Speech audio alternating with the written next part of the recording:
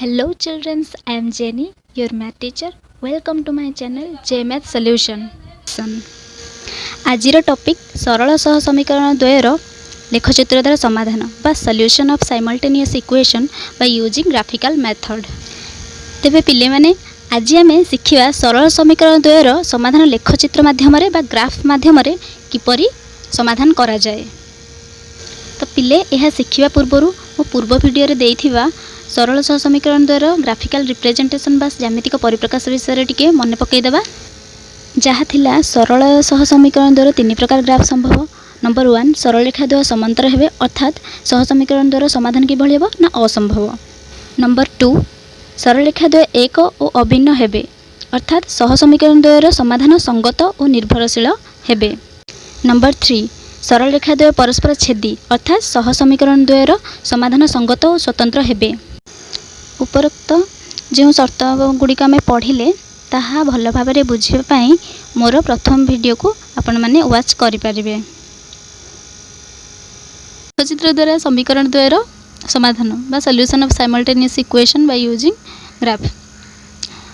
सह समीकरण द्वयर समाधान कहिले समीकरण द्वयर द्वारा एक्स और वाई चल राशि द्वयर मूल्य को बाहर करने को बुझाए अर्थात एक्स वाई मूल्य को आम बाहर करवा। देखा आगु मु नवम श्रेणी पाठ टी मन पकईदेवाई चाहूँगी जो थे एक्स वाई विशिष्ट दुई अज्ञात राशि विशिष्ट गोटे सरल समीकरण दि जाऊला। से समीकरण को आम एक्स किंबा वाई माध्यम प्रकाश करुले एवं गोटे टेबुलटे तैयारी करुले आ से टेबुल रे एक्स आ वाई मान जी बाहर ताहाको आम एक्स वाई समतल रिप्रेजेंट करुले आ से किछि ग्राफ चित्र देखा मिलूला। एटारे तुम लक्ष्य करुथिबो एक्स वाई समतले केवल गोटे सरल रेखा सृष्टि होइछि जहाँकि एल। मन रख पिले सरल रेखा गोटे हेले यार असंख्य समाधान किंतु आमे वर्तमान पढ़िबा दुईटी समीकरण अर्थात L1 L2 मध्य संपर्क को जार समाधान तीन प्रकार संभव। दुईटी समीकरण देइथिले तार चित्र एही भली हेबो। गोटे उदाहरण माध्यम आम बुझा यहाँ लेखचित्र अंकन करी निम्नलिखित सह समीकरण द्वयर समाधान कर। मुझे दुईटी समीकरण नहीं। प्रथम समीकरण टी x plus 2y minus 3 equals to 0 2x minus y minus 1 equals to 0 यार समाधान आम लेखचित्र अंकन करी सहजरे करिबा। तेबे पिले आम यार समाधान करिबा। प्रथम आम समाधान लिखिबा तापर दुईटी इक्वेशन को सजेकिना लिखिबा। Equation number 1 equation number 2। प्रथम आम इक्वेशन नंबर 1 को यह एक्स रूप में प्रकाश करवा किंबा वाई रूप में प्रकाश करवा किभଳି आम प्रकाश करवा ताहा मु एठी कर देछि। तेबे समीकरण द्वयरु वाई को एक्स रूप में किंबा एक्स को वाई रूप में प्रकाश कले आम इक्वेशन 1 रु पाइबा ए भଳି किछि। इक्वेशन 1 हमर थिला x plus 2y minus 3 equals to 0 यह को y रूप में प्रकाश करिछि। देखंतु 2y equals to 3 minus x इथिरे 2 टी को ए पटु को डाहाण साइड को नहीं गले हमरो 3 माइनस x बाय 2 हे जिवो जहा किछि एई भଳି देखा जिवो y equals to 3 minus x by 2 यह को हमें इक्वेशन 3 लिखि दबा। इक्वेशन 3i को टिके लक्ष्य करो। इक्वेशन 3 रे x रो मान मो एठी पूर्वरु निर्धारित कर रखिछि जोटा कि x रो 3 और 1 मान पई बा मूल्य पई y रो मूल्य केते हबो हमें जहा ए टेबुल रे दिया गला। तो ए इक्वेशन रे मु x रो वैल्यू 3 पकेले y रो वैल्यू 0 आसीबो कि भली देखो suppose y equals to 3 minus x रो वैल्यू मु 3 नै छी डिवाइडेड बाय 2 अर्थात एटी 3 माइनस 3 0 हो जिवो बाय 2 इक्वल्स टू केते 0 0 एठी अछि। सेही भली y रो वैल्यू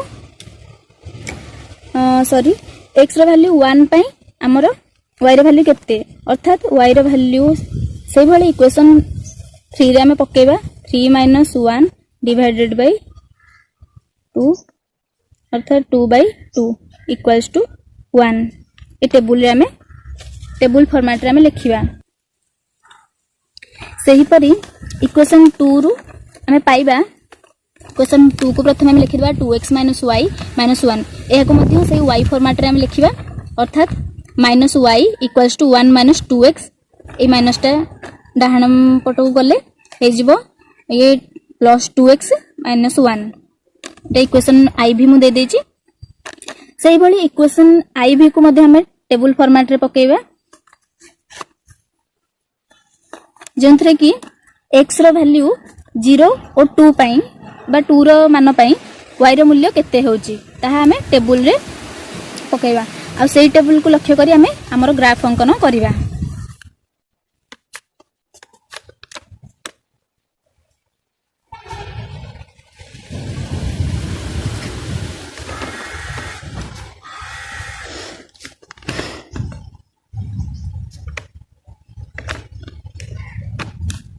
सही परी y =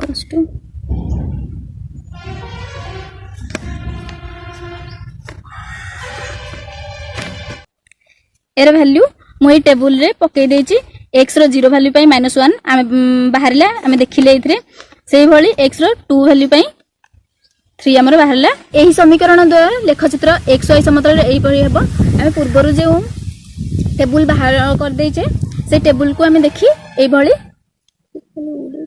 ग्राफ हमें तैयार करबा मो इथरे पिले प्लेन पेपर रे कर देछि तमे किंतु एही भली करबनी ग्राफ पेपर रे करबो आंसर ठीक आसीबो आ ग्राफ पेपर रो यूज तमे जानि थिबो कारण नवम श्रेणी तमे गोटे समीकरण नै करिथिलो तबे एडा होची y एक्सिस एटा x एक्सिस एथरे टेबल ओ नंबर 1 और 2 को देखि तमे करबो जे भली एही भली किछि आसीबो एटा होची L1 नाम एठी देछि एटा होची L2 एमाने परस्पर केउ शर्त पालन करचंती तमे देखि पारुथिबो शर्त नंबर 3 जोटा कि थिला L1 और L2 परस्पर छेदी अर्थात एमाने अल्फा बिंदु अर्थात p बिंदु रे छेद करचंती 1 1 अर्थात एमानकर समाधान होची कोन 1 1 x और y रो वैल्यू यथाक्रमे 1 1 तो परिशेष रे हमें दुईटी समीकरण रो समाधान लेखचित्र माध्यम रे हमें x y रो वैल्यू बाहर करले जोटा कि 1 1 बाहरला ले पिले किबळी भाबरे दुईटी समीकरण रो